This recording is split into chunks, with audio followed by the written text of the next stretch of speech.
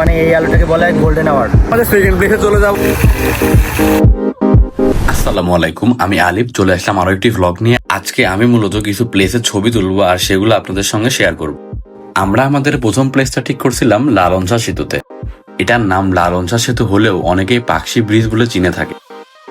এই ব্রিজ দিয়ে কুষ্টিয়া, পাবনা, রাজশাহী সহ অনেক গাড়ি চলাচল করে থাকে।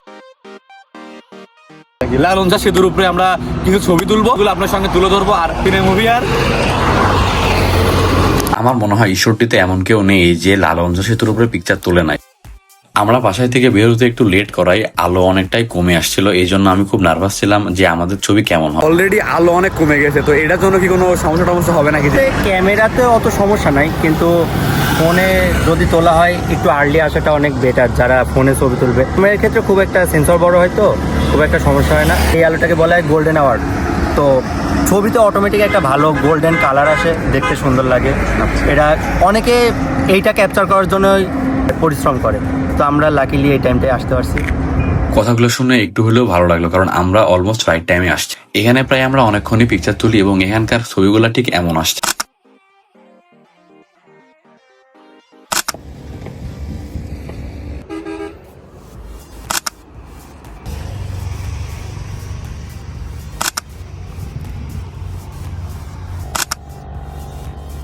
দেখেই ভালো আসবে।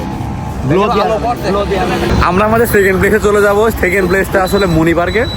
এখন ওখানে গিয়ে কিছু শুট করবো আর সেগুলো আপনার সঙ্গে তুলে ধরবো, দেখা যাক কিরকম হয়। আসলে আমরা সেরকম ভাবে পিকচার তুলি না, বাট রিসেন্টলি আমার মনে হয় ভ্লগের জন্য আমি শুধুমাত্র ছুটে বেরোচ্ছি। এটা এখন অনেকে মনে করতে পারেন আমরা ডেইলি পিকচার তুলে বেড়াই। ব্যাপারটা ওঠে পিকচার তুলে না, আমি আসলেই তুলি না, বাট মানে যেখানে যাই ওখানে আসলে পিকচার তোলা হয়, বাট ফোন দিয়ে এরকম ক্যামেরা নিয়ে বের হয়ে মানে পিকচার তোলার জন্য যে বের হয়েছি এরকম কখনো হয় না। বাট এখন ভাবলাম যে আসলে বসে আছে একটা শ্যুট করি, এই জন্য আপনাদের সঙ্গে তুলে ধরতে পারবো, তো সেই কারণে আসলে শ্যুটটা করা। দেখ আর এটা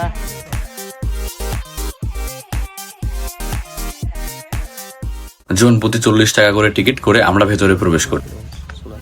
মনি পার্কের মধ্যে প্রবেশ করলেই আপনি চারিদিকে সবুজ গাছপালা এবং পরিষ্কার পরিচ্ছন্ন রাস্তা খুব ভালোভাবেই উপভোগ করতে পারবেন। নদীর পার ঘেঁষে গড়ে ওঠা এই পার্কটি আসলেই মনোমুগ্ধকর।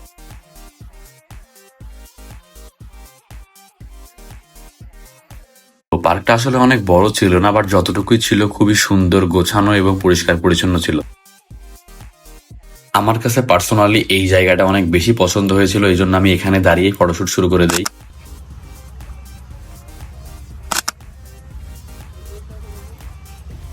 অলরেডি মনি পার্কে চলে আসছি আর এখন এখানে এসে অলরেডি শ্যুট করতেছি, দেখা যাক এখানকার শ্যুট কেমন আসে। পার্কের একটি জায়গাতে আমরা ছবি তোলা শেষ করে অন্য আর একটা জায়গা খুঁজে বের করছিলাম যেখানে ছবি তুললে ভালো আসবে। এখানকার অলমোস্ট সবগুলো জায়গায় অনেক সুন্দর ছিল, যার কারণে ছবি তুললে ভালো আসছিল।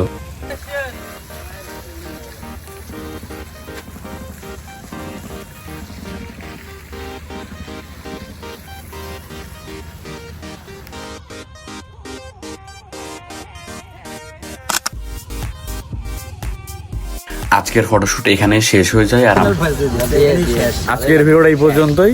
সবাই ভালো থাকবেন, আল্লাহ হাফেজ।